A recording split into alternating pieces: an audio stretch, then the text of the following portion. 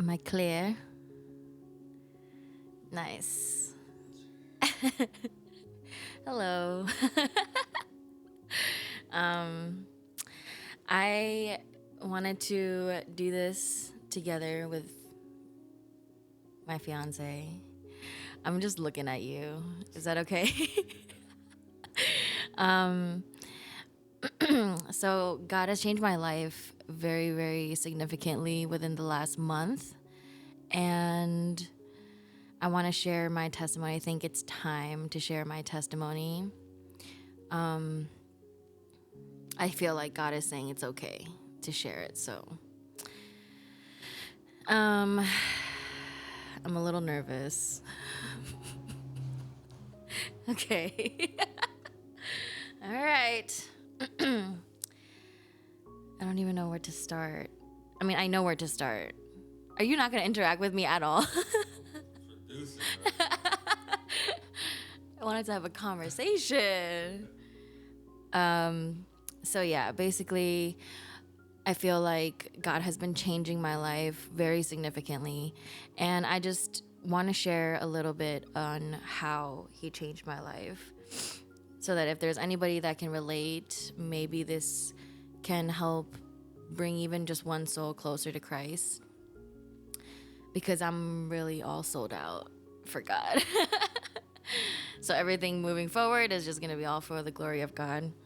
I guess I can start with my childhood. I'm a middle child of 3. And I think that is very significant because middle children know, but like we're known to being the one that's like neglected or feeling like we're neglected, I would say. I'm a very like emotional person. I was a very emotional and timid kid growing up, just naturally. And growing up in a broken family was also, it played a really big part in that emotional side. I'm so nervous. I know. This is all editing too. Yeah. You know what I'm saying? We're gonna put the good parts. Okay. Yeah, I grew up so we immigrated here from South Korea when I was 3 years old. And I don't really remember much of my childhood. I feel like I blocked a lot of memories out, but also it's like when you're too young, like you don't really remember a lot. But I do remember, for as long as I can remember, I feel like my family has been broken. It's been chaotic, a lot of fighting and a lot of like hurt. My dad, he first immigrated here from South Korea first. From my knowledge, my mom's the one who's telling me this story, but she would tell me that we came to the States because my dad had a business and he failed the business and he like owed a lot of money. I don't know if I'm allowed to tell my dad's business like this, but it's the past and it's part of my story. He owed a lot of money to a lot of loan sharks, so he had to run away from South Korea. He came to the States first, and he was trying to get us situated with a home and a job. Then my mom came, brought her 3 kids. She just had Jay, my younger brother, who was, I believe, 8 months when he came here, and I was 3 years old, and my sister was, she's 10 years old when she came here. And yeah, ever since I was a kid, I remember our family like just being very normal, but normally fighting and just being normal until I was exposed to a little bit. I feel like when my parents came here, it was really hard, especially with jobs, the language, the whole new environment, and then having such young children. It was really hard for my mom. She felt like, I think she was pretty much solo parenting most of my childhood. even though my dad was very present. He wasn't like he had another family or anything. He was present. It was just he was working all the time. Like he was working as a taxi driver. He worked in Manhattan and in Jersey City, all these things. So like he would just be on the road all the time, and for I could just never. No. He always came home late or early in the morning, and that's when I would see him. And it was really much my mom raising us, and it was very difficult for her. So she was angry all the time. And she was a tiger mama, to literally is the best way to put it. And every time my dad would come home, they would get into an argument. And I just remember going under my covers and just being like, oh my gosh, make this stop. This is like another night of fighting. And it would get pretty bad as I got older. I would say like middle school, I can remember a little bit, but that's when my parents would fight very violently. And I don't remember exactly how old I was, but there was this one incident where my mom and my dad were physically fighting, so it was just pretty violent. And me and my brother were the only ones home. I believe my sister left to college at this point. And I remember my mom screaming. So I went upstairs and I saw my dad like holding her down on the floor.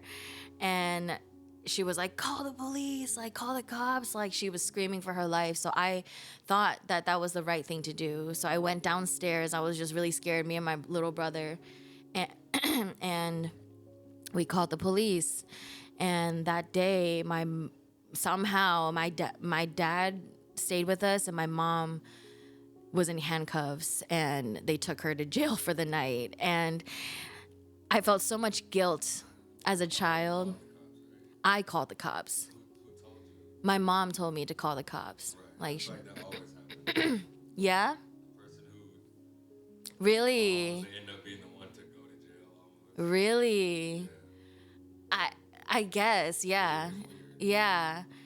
I feel like my dad was like, it's fine, don't call the cops. But my mom was like, no, call the cops. I think she wanted him to go to jail. And Like whoever looks the angriest, that's who they're taking. yeah. Well, at the time, I remember my dad's shirt was ripped and his face was bleeding because she was scratching him. But I don't know, like he was hitting her too. But she was the one angry, so I guess they thought she was the aggressor. Yeah, visual. Yes. Yeah. And he was also playing victim. Of course. To be honest, he was Like, playing oh, this victim. man's crazy. Let's take him. Right. Like, I called the guy, told him to call. Right. We were living in a cul-de-sac too, so all the neighbors came out and we were like the neighborhood joke, honestly. We were that family. And so ever since, the cops would literally always come by the cul-de-sac to check on us because we would fight a lot. We were like the crazy immigrant Asian family that would just scream and fight all the time. But I remember so much darkness being in that home, and it was insane because that was the first home that my parents purchased. Like they bought it, you know, and it was a beautiful home. I remember like renovating it with them. Like we were painting the walls. I was so excited. My mom, like she had a garden and just like the American dream. I felt like we achieved it until like a lot of spiritual warfare happened. And I guess we weren't like spiritually aware by then. And we were just kind of going through life. And that night, I felt so much guilt on calling the police. And I think ever since then, like, I had, that's when I had the guilt, like, just kind of stay inside me. Because I felt like I put my mom in jail. And my dad was saying, like, why would you call the police? I told you not to call the police, you know? And so, yeah, I felt like it was my fault. And I even tried to blame my brother too. I was like, he called it. I just talked on the phone, you know, like, and we were both just really traumatized. But I believe we were just kids. Like, I think I was like 10 and he was like 7. I don't know, like, exactly. But I just remember that happening. And it was just every night just fighting. And I remember growing up all the way up until high school, I was like, I told myself, I can't wait to leave the house. I can't wait to go to college. I can't wait to just like get out of this hell, you know? And eventually, I eventually left for college. But before I get to college, I do want to say that that was when I kind of took in the guilt, but then anger grew in me. I also got bullied in school because we lived in a predominantly white neighborhood, and being the only Asian kids, you know, in school, it was very much like I wasn't allowed to bring, or I was allowed, I just didn't want my mom to cook me Korean food because a lot of kids would be like, oh, it smells or whatever, you know, like the kimchi stink. Yeah. I would be like, Mom, they're making fun of me. I would literally eat my lunch in the bathroom stall during class because I was so ashamed of my culture. And I was, like I said, growing up, I was just naturally very timid. So I didn't have that many friends in school. Like, there was no clique that I was a part of or anything. Like, I really wanted to be a part of something, but I just never fit in. But when I went to church, I fit in just fine because my church was all Korean people, and we all have like the similar story, all like broken families. And the yeah, so the youth group kids, we would just kind of like become a family together, and they were my friends. They were like my sense of home. So I would literally go to church 2-3 times a week. We would just go to the gym because we had a gym there. We would play volleyball, basketball, just go out and hang out and eat drink boba, eat lunch. And it was just that was like the best part of my childhood, was just going to church. But because of all the loneliness at school and the loneliness at home, I had a lot of like, hate in my heart. So I couldn't wait to leave the house. I couldn't wait to leave New Jersey.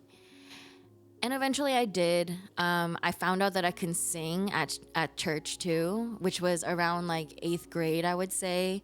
I joined the worship team, and I also did High School Musical when I was at school too. So I learned to love music because people were telling me like, oh, she's got a voice, you know, she can sing, blah, blah, blah. So like adults, elders from my church would prophesize over me and be like, she's going to use that voice one day, you know? And my sister would tell me like, you're going to sing for God one day.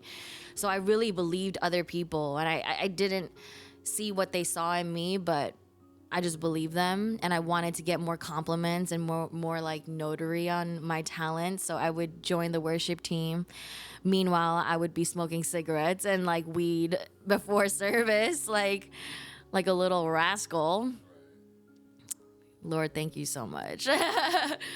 And all the church people, they knew I was a bad kid. Like, I wasn't really necessarily always bad growing up, but I think as my anger got bigger and I held in so much hate in my heart, I started rebelling, you know, in church and in school, at home.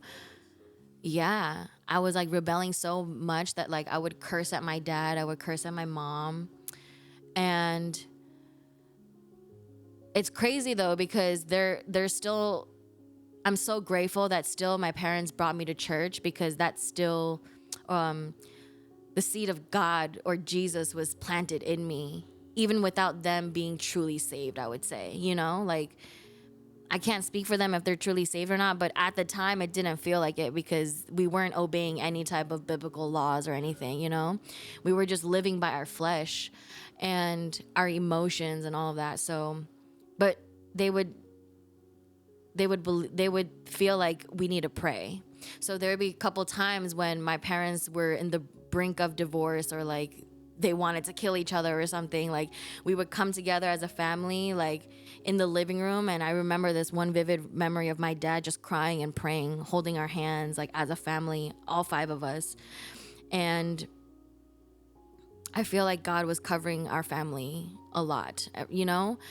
There's been many times, like we all have different testimonies, but my dad has told me multiple times that he almost died, and like he would encounter God or the grace of God. And yeah, just crazy, miraculous things happened a lot. Fast forward, me going to college. Oh no, a little bit pause. I was rebelling so much, and this is gonna be really real, very real. But I think I had this spirit of perversion at a very young age. I don't necessarily remember how, but I remember being exposed to like either porn or like a very like provocative scene in a movie. And all I remember is I think it was the movie thing. Like it was a Korean movie and there was a sex scene. And I knew I wasn't allowed to see it, but I was replaying as a kid. I was replaying it at home by myself. And I was just like, this doesn't seem right, but I still did it, you know? And I wanted to do it with other people. So I remember I would be like exploring sex at senior year of high school. But I didn't really have like someone to have sex with, except that one time where I met somebody older than me at school. And there was, he was oh no, I'm so sorry. I was a freshman in high school and he was a senior. I was 15, he was 20 years old. And he was the only time I saw him was in gym class. And he would just keep looking at me. And I thought that was good attention. Like, oh, he's into me or something, just looking at me creepily. That's how much I didn't have respect for myself. You know, like I didn't have identity in myself as a young girl that like one dude just looking at me, I was like, oh, he likes me, you know? And I thought that I guess I told myself that he was so hot, so like handsome or whatever. I would tell my church friends like, hey, there's this guy at school and he keeps looking at me. And eventually one day, like we ended up talking, and I'm a minor at this point, right? But I'm the one who kind of approached him, you know?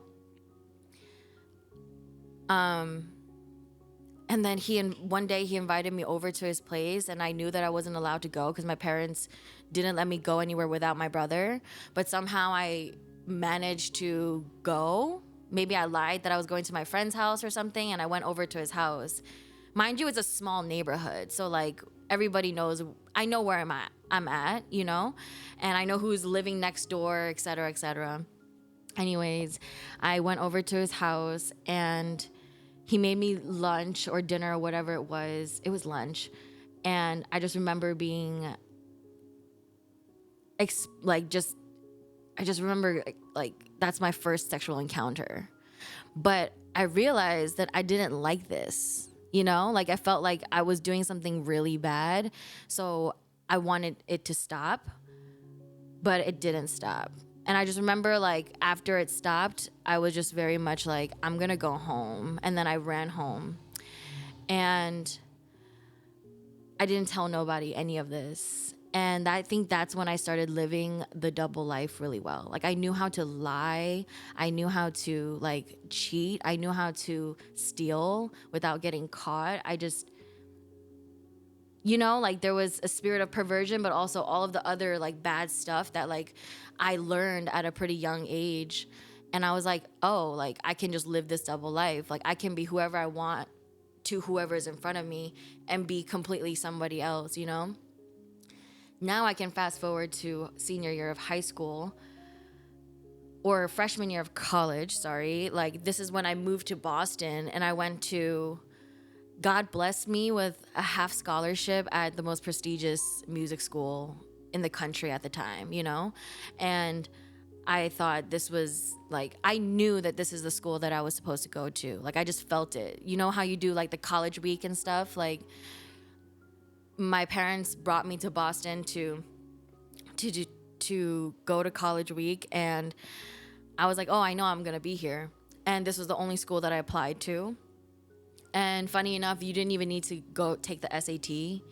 And I sucked at school too. Like I literally just passed and stuff. So I was like, this is like exactly where I'm meant to be. And I got a half scholarship, and it's a very, very expensive school. So to my parents, it's so funny because when I got accepted, my mom was like, "Oh no."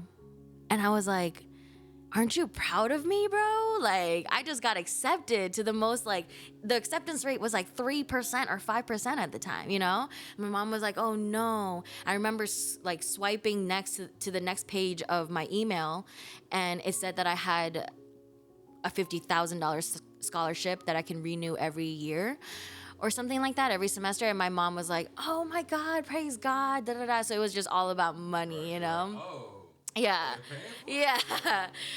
Yeah. She was like, "Okay, then you can go." So I go, I move. This is the first time I'm out the house. So, like, I feel this new sense of like independence and like freedom. And this is all I've been wanting all my life. For 18 years, I've been praying to God, please take me out of my house, take me out of New Jersey. Like, I need to go, you know? And literally the first night in being in Boston, I told you this before, that I ended up renting out this really, really cheap apartment, and it was in the hood of Boston in Dorchester. And first night, like after moving in, me and my roommates, my two roommates at the time, we go to the club and we get followed like immediately.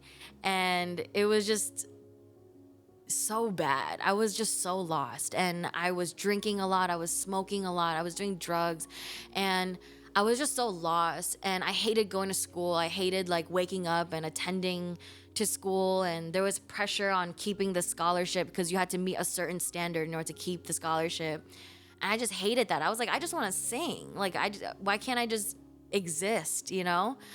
There was no discipline in me whatsoever. Like, I sucked at school.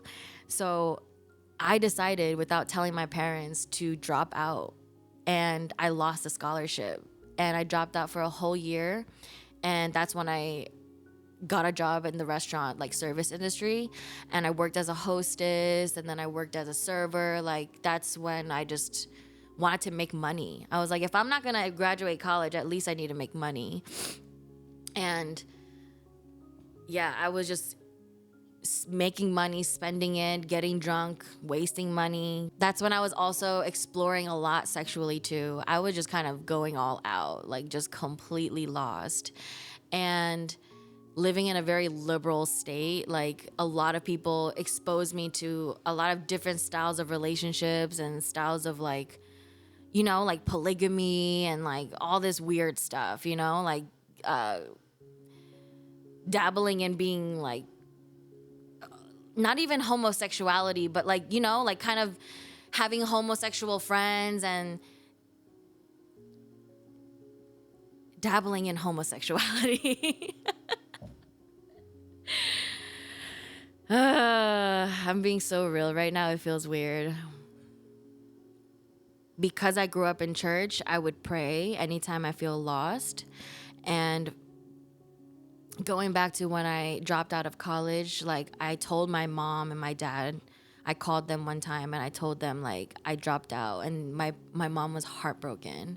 She was like, "How could you not tell me this stuff before you make these decisions?" You know, like I didn't, now that I'm a mom, I think I understand what I did would have broken my heart too.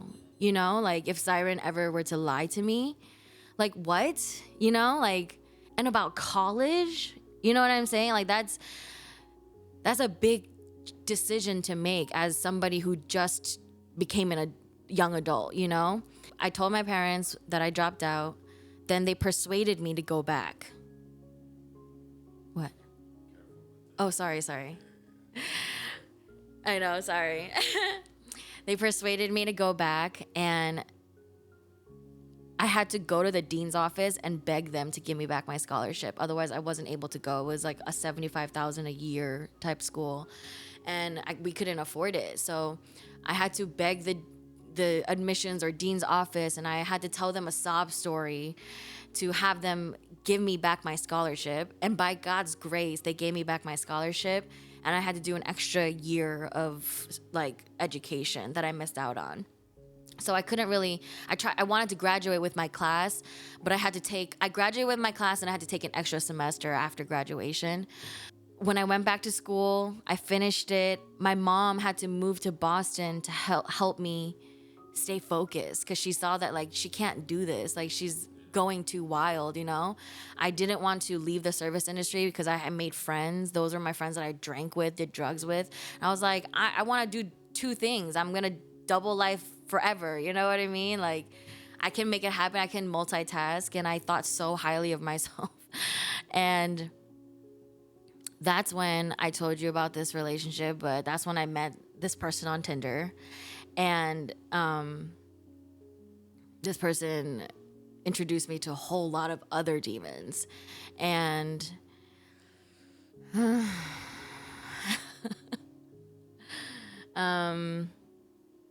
it feels like right now, it feels like I'm in a confessional. That's what a testimony is. I know, yeah. Yeah, so I met this person, and this is while my mom is living with me, and I was just being sexually free, going on dates, going on Tinder dates, like after school, blah, blah, blah. My mom was working too, and she was helping paying my rent, and she's never been to Boston, but she ended up working at a nail salon to help me, you know, have a home while I go to school and all that stuff. But I was smoking mad weed. I was just spending all my money on alcohol and stuff and all these dates. And then I ended up being matched with somebody who was going to be my ultimate downfall. And I ended up running away from home to be with this guy. He didn't even speak English, bro. Like he was just straight from Brazil.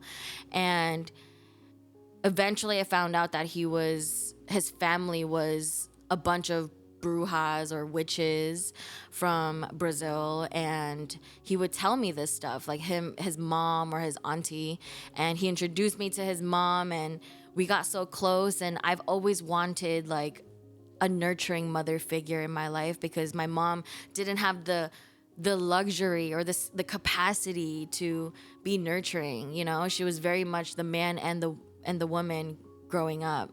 So I like latched onto this spirit, and I just remember my life falling apart ever since.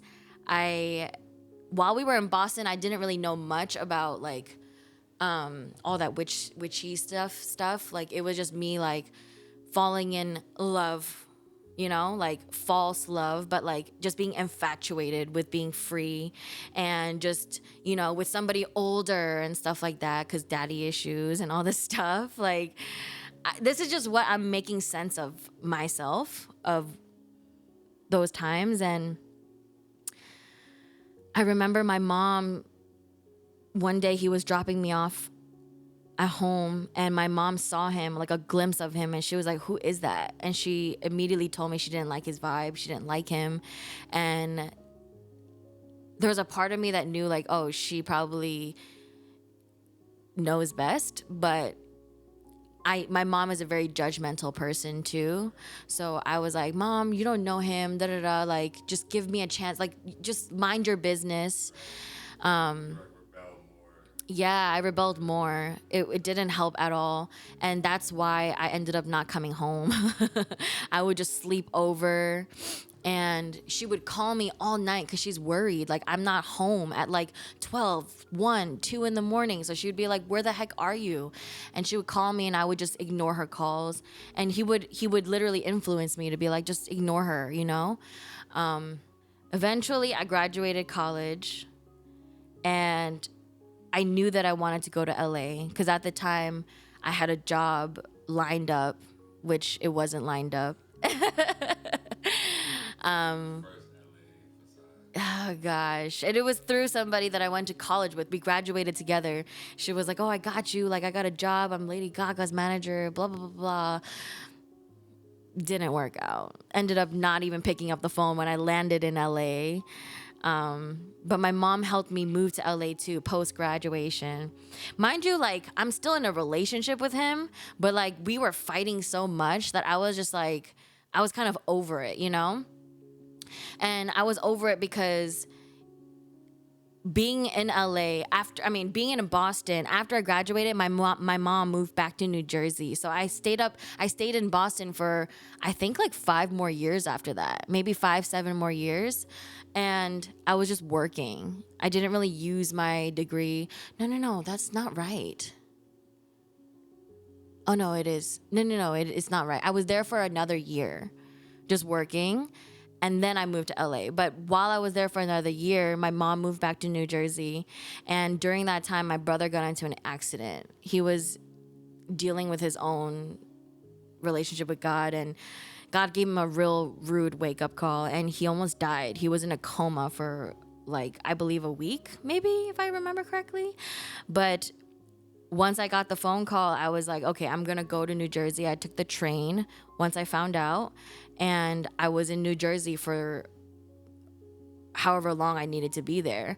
But while I was dealing with that stuff, like he was calling me nonstop.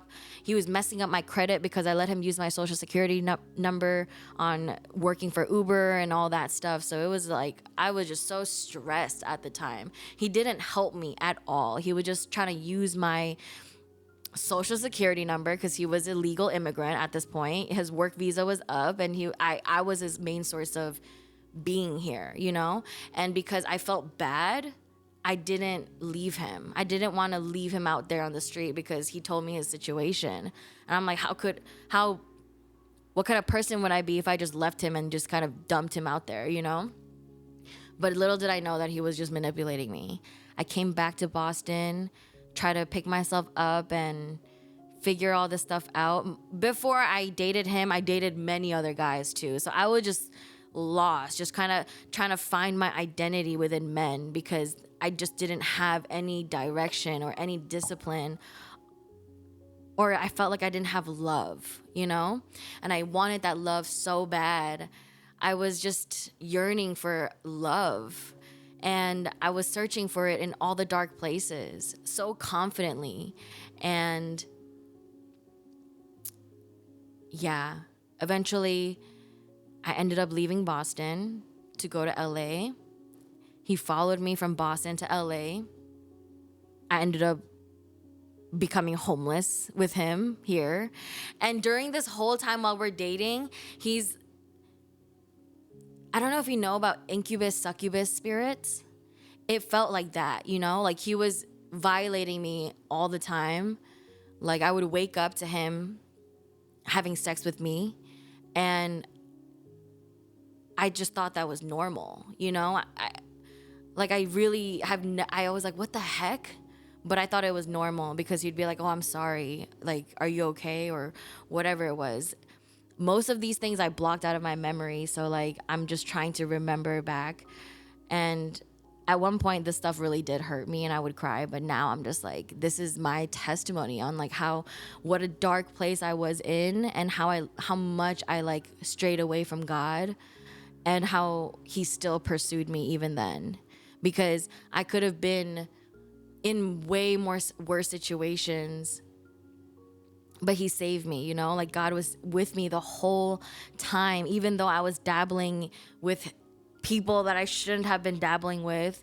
That's when I got introduced to like all these crystals, and it wasn't through him, but he was validating all of these things. I got introduced to crystals and tarots because I was in this community that was my queer community in Boston, and my liberal community, and the spiritual community. And I remember going to this spiritual store, this crystal store called 7 Stars. And that's where I would give all my money to buy crystals and tarot cards and affirmation oracles and sage and Palo Santo and all this stuff. And I honestly didn't know where all these things originated from, but I still dabbled in it because people would tell me like, oh, this is how you can, manifest things, or you can release trauma through this stuff. Or yeah, it was exactly. It was rising. Spirituality was rising. And I was growing up in church, and it's a very like, it feels like an institution, like church feels like an institution, and I really just rebelled against all authority. Like I said, I hated school, so like any type of real church, like when the pastor was speaking or we had to do certain things or act a certain way, I would just rebel. I'd be like, nah, I'm gonna be completely opposite of that. And so naturally, I thought I was looking for God through these ways. I was searching for God through these ways. Like I said earlier, I had like a God-shaped hole in my heart, you know? And I was searching for it through all these wicked ways.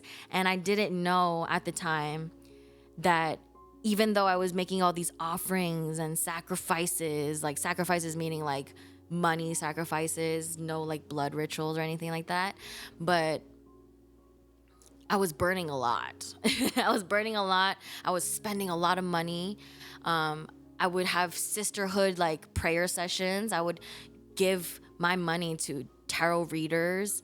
I would befriend tarot readers. And funny enough, one of the tarot readers that I was linked to was also linked to the guy that I was with that had a witchy family. So it just felt like, what is it? You know how they said that there's a holy council in heaven, and if you give your legal rights to God, I mean to the devil, then God really has no say. Like he's kind of like, the devil's like, hey, she said I can hold her hand, so like, what are you gonna do? You know, that's why God gave us free will, and I was confidently just holding hands with all these demonic spirits, and little did I know that even if I did manifest or make all these manifestations or, you know, journaling and burning offerings and stuff like that, like my life was just going downhill more and more. And this freaking incubus or succubus, I don't really know which one it is, but he was taking from me. He was taking the life out of me. He was taking the love out of me. And he was literally taking advantage of me physically, mentally, emotionally, and spiritually. But I can't blame everything on him because I put myself in that position. I like said, okay, I want this, like for real, you know, because I didn't know what I was doing. And fast forward to LA, he ended up following me here. There was this one instance where my mom, she was helping me move, and while she was helping me move, she slipped on a crack at the apartment that we were about to move into. She slipped on the crack and her leg got caught in between the concrete. So her ankle broke. And she basically broke her ankle helping me move. And we don't have insurance in California. At the time, like she was very like tight financially.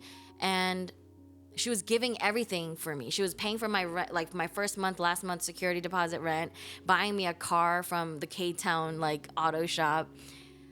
All this stuff at the time I was like, yo, this is ghetto. Like, mom, this is all you can do for me? Ungrateful. Just a little SHIT, you know? But she broke her leg and I still decided to go with him rather than be with my mom. I literally let him come move into the home and I kicked my mom out. Oh my God, I'm so sorry, mom. Yeah, so I was so into it that I did that. And my mom ended up being with my aunt at the time who lives in California. And then she and I didn't talk for, I believe, like a year or something. And because I'm so used to like leaving the house and not picking up her phone calls, like not talking to her for a year was very easy for me at the time. Now I wish I could just turn back time and kind of like start everything over again. But this is just the truth. This is how I can't do that, you know? Eventually, I was able to break up with him. It took me years. I don't even know how many years I was with this man, but it took me years to finally break away from him. And my friend helped me at the time. Her sister took me in because I was homeless. I was living in the car with him, and she took me in. She let me stay there, and she let me stay there until I found a job and found an apartment. And that was all God, you know? Mind you, these people are not believers either. Like, God still was using my worst nightmare into his saving grace, you know? Wow, that's crazy. That happened. I stayed in that, like, I'm searching for a love situation, like heart. I was searching, and I was dating, having sex still, just drinking and smoking, and like just being as far from God as possible. And eventually, before this was my last relationship, and then I met you, you know? But being in that relationship, that's when I like kind of started understanding like the orphan spirit. This is something I learned recently, but I was literally dating somebody who got adopted. And when we started dating, his adopted mother passed away. So we like trauma bonded so tightly. And at the time I was like, oh my God, he's a Pisces, da, da, da. Like we're both Pisces, you know, all that stuff. So I thought we were match made in heaven. I thought like, oh, like this is my person. And then that person just cold-blooded was like, I'm done with you, just left me. And I needed that rude wake-up call, because otherwise I would have kept being there, knowing that this person does not want me to be here anymore. You know, I felt it in the later part of the relationship. Like I was being pushed out more and more, and my demons started coming out. I was always a very aggressive and abusive and toxic woman to date, you know? Like I had so much anger, so I'm sure you know, you've seen glimpses of it. But I used to be a lot worse, you know? And that last relationship made me be like, I am done. I am going to commit to singlehood.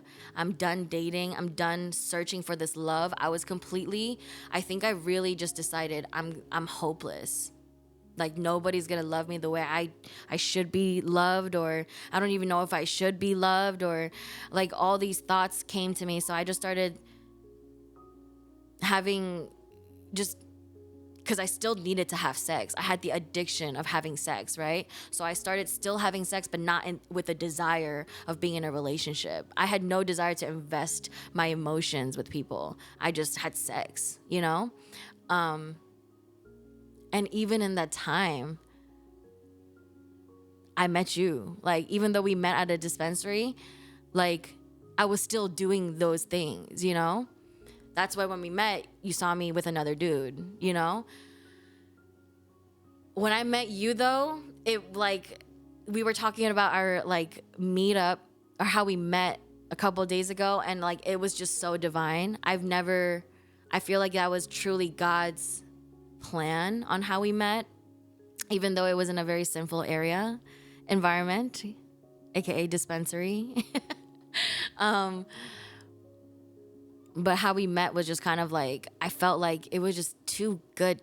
Like everything was just happening too smoothly. And usually when I'm in a relationship, I told you this too, I was like, I have this obsession, right? And I need the other person to be obsessed with me too. We need to be like at each other's hips, like keep texting each other, calling each other, seeing each other.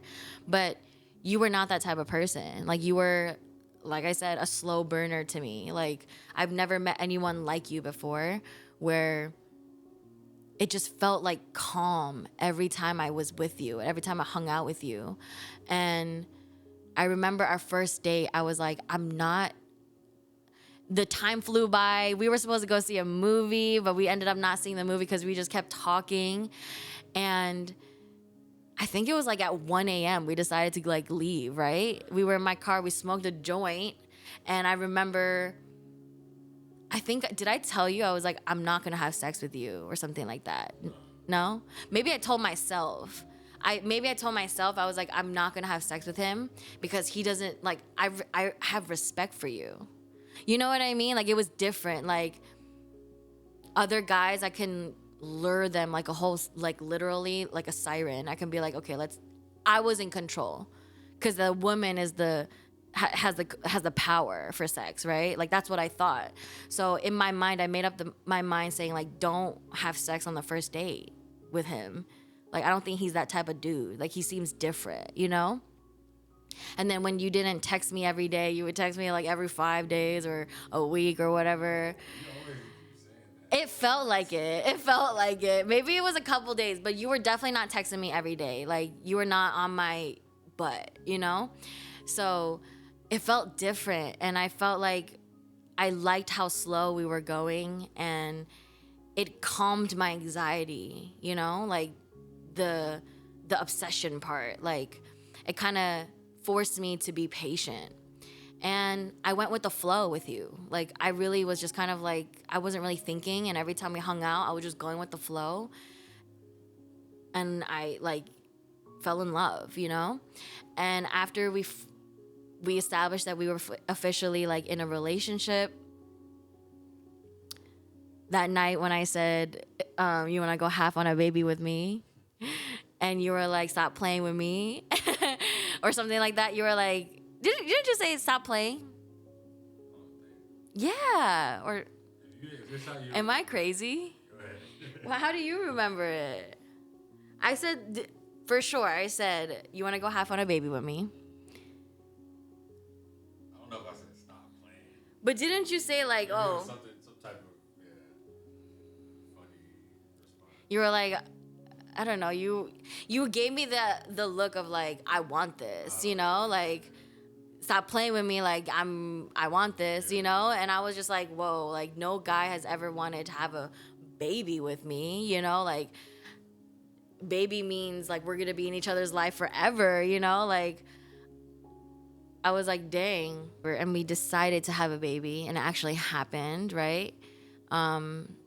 I remember dealing with a whole other set of like, God was healing me through the pregnancy. I had to deal with telling my parents that I made this decision. And you know how hard it was for me at the time. Like I was scared that I was gonna be ostracized from the family. And yeah. But you kept your cool the whole time. So I was just like, what the heck? Like, why is he so calm about this? And then when your mom found out, like, they were so happy, and I was like, dang, I'm jelly, you know? Like, I wish I could deal with that, but my parents were just like, we were a traumatized couple folks, you know what I mean? So, yeah. They think baby is like a burden. And how are you gonna afford to go like take care of a baby when you can't even take care of yourself, you know? Because at the time I literally had one bed and one like dog in the house. Like I had no furniture, and you still loved me. So yeah, I feel like our relationship kind of expedited really quickly. We committed 100%, but in the time during the pregnancy, I was going through a lot of dreams, like pregnancy dreams. And I would tell you a couple of them, but I don't remember except this one vivid dream that I had when I told you I was in New Jersey, remember? And my mom didn't know at the time. You flew to Jersey. I flew to Jersey. Congratulations. Yes, I flew to Jersey for my While you were brothers. you were in the beginning of the pregnancy. Yes. Flew to Jersey, and my brother was the only one that knew. My mom didn't know. That night, I think it was the first or second night when I was sleeping, I had a dream that a couple witches were putting a hex on my pregnant belly. And I was trying to protect our baby. So I was so scared of the witch. And it was at my church too, in my dream. It was at my church, my childhood church. And from the corner, a witch was doing this, pointing at my belly, putting a hex on me. And I ran to her and I sliced her neck off. Or like I decapitated her head. And I woke up the next morning and I was like, Mom, I think you were the witch. Like, I literally felt that way because I felt my mom's heaviness at the time too. She was dealing with a lot of her own demons. And I was so paranoid in my mind that my mom was gonna find out that I was pregnant. And I'm sure it also had to do with a lot of self-demons too that I was carrying. And that dream was just so vivid. I can still remember it. And when I decapitated her head, it felt like I wasn't scared to face my fears. And that's when I was like, you know what? I'm just gonna tell my family and all this stuff. That's why when I came back a couple weeks forward, I told them, right? And like I was dealing with the whole reveal or whatever. Eventually, they were all happy for us, and we have a beautiful baby, and we have a beautiful life. But there is still so much healing that happened. And like I told you before this, that like you were so crucial to my growth, because oh my God, I'm gonna cry. You're so crucial to my growth because I've never been challenged to really reflect on myself or dig deep on parts that I needed healing, you know? You know.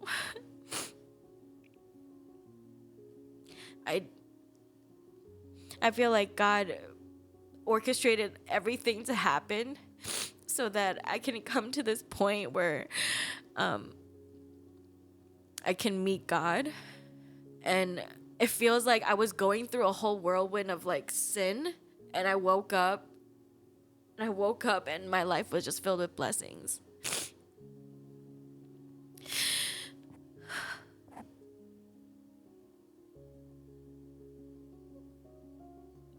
And like I don't even know if any of this like really paints a picture to anybody, you know? Like I don't know if it even matters, but like I know what I went through. So I feel like God really saved my life, you know? And recently, like watching that first video of like witchcraft and like how that thing is really real, it made me feel like, dang, I was really hanging out with wicked things. Like I was not supposed to do any of that. And I was searching in all the wrong places to find God. And in that whole time, God was pursuing me. God was loving me and planning this perfect life for me with like the perfect partner and a baby that like completely changed my life. Like I was forced to being like, I felt like I was propelled to being healed because of Siren and because of you.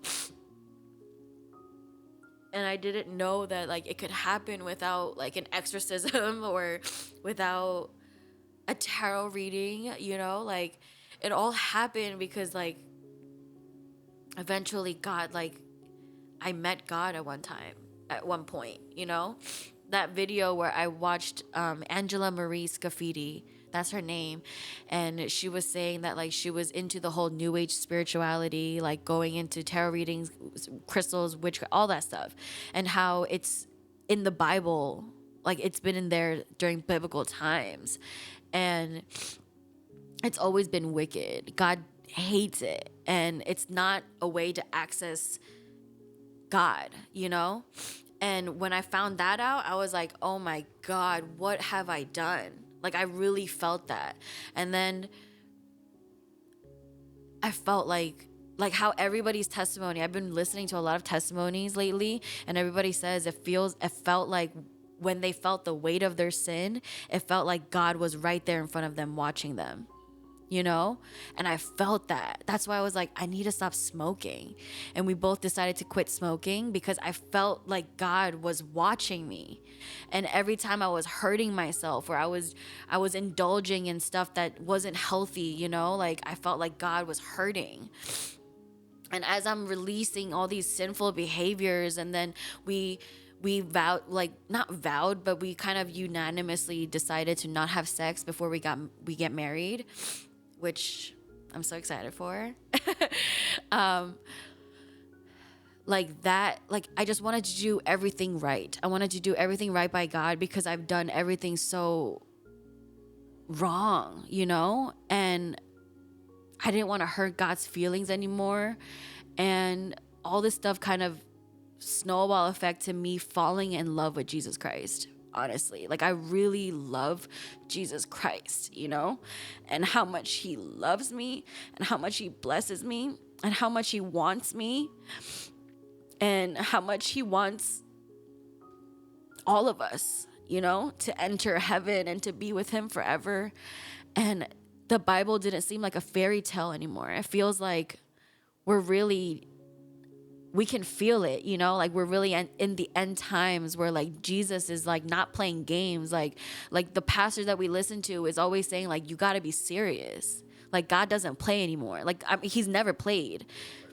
No, you can't. And even in the Bible, as we're reading the Bible and starting from Genesis, it's talking about like how God doesn't play, God is serious about us. Like, and I feel that now. And like living in this world, like I was trying to worship the world. I was idolizing the world because I didn't know better. I don't know. Like I was idolizing the world, but now that I pretty much idolize God and I'm obsessed with God and I want to be closer to God more than anything. I want to just be with God, like the world means nothing to me now. And it's so crazy how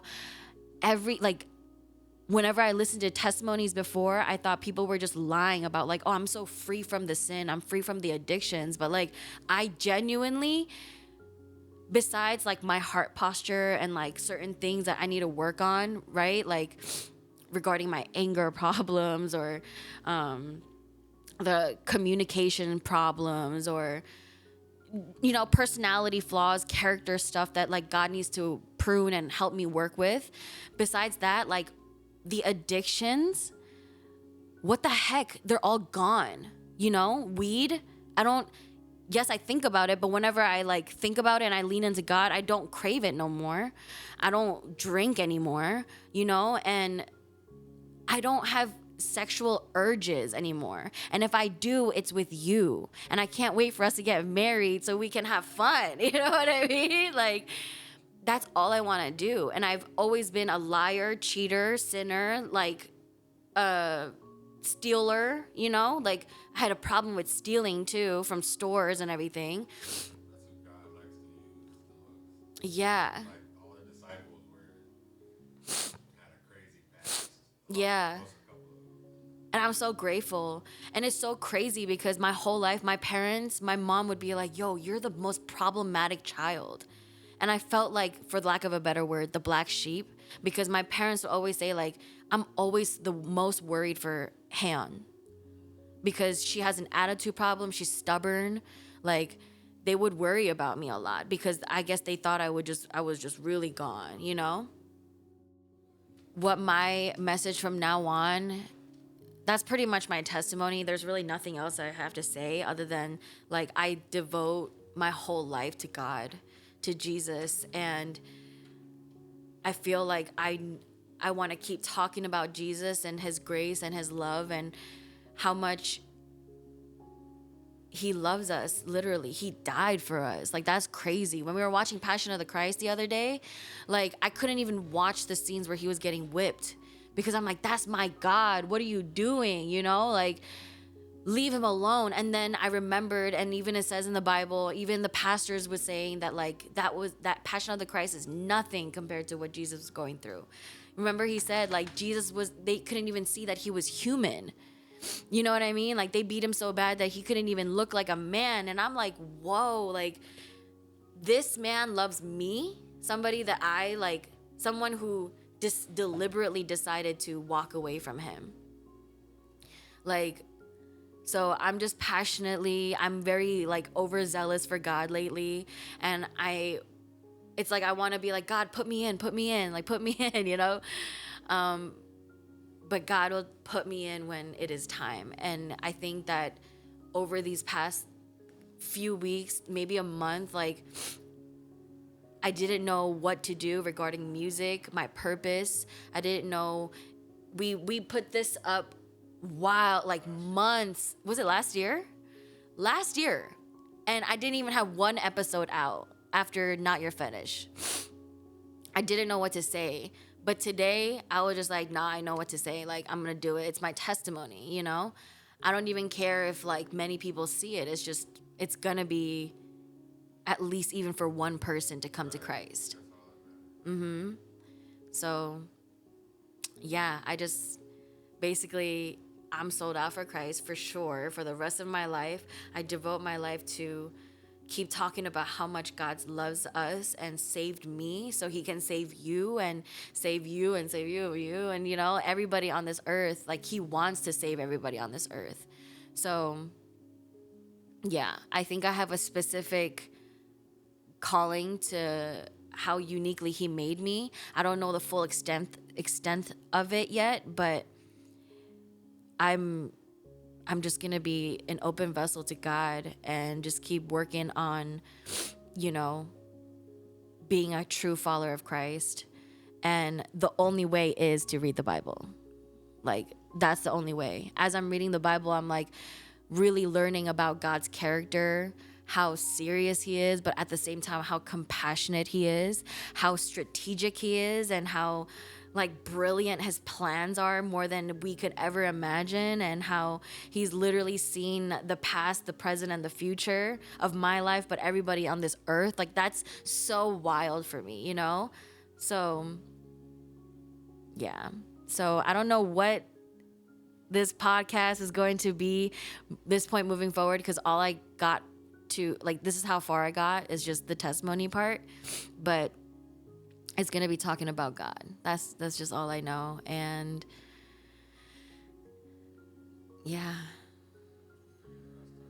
yeah, God will let me know. I'm just here to do his work. I'm here to serve him. And there's so much that I want to talk about, like, because I empathize for certain people, specific people that I grew up around and stuff like that. There's so much I want to talk about, being like, dude, this is not the way, But we'll take it day by day, because right now God is working on my communication style. A quote that, what's his name, Big Nick, was saying was literally, I have it right here. Shout out to Big Nick. I really respect you. And your quote here is, God, okay, he will teach you how to reach God's people without compromising the truth, which is the gospel. Like, that is something I'm working on. I want to reach God's people, and I'm very, like I said, overzealous about it, but God's saying, like, just hold on, chill, because there's a way. You can't just go up to people and be like, repent. You're going to hell. Like, you can't do that. Let go of the crystal, drop it, throw it out. Like, you can't do that to people who grew up their whole life, Like, I have friends who literally grew up in, like, with voodoo as their culture, or Buddhism, and like all of that. And I'm not gonna go into it right now, but there's gonna be a way that God will teach me how to speak to those people, whether it's to them directly or through this channel or whatever it's gonna be. But it's all up to God, and it's to the glory of him. So yeah, I'm done. God bless. I feel like I did. I just feel like, yeah, just hear me out. Like, yeah, I hope you enjoyed watching me cry and spill out my whole life. But it's okay, because God is good, and it's going to be for his glory. So I also am just glad that God is using the love of my life to be here. You know what I mean? Like, this, it can't be anybody else to be here to listen to this stuff. That's it. Subscribe. Like, share, comment. Share with somebody, I guess, if you're for God. Yeah. Bye. I was waiting for a peace sign.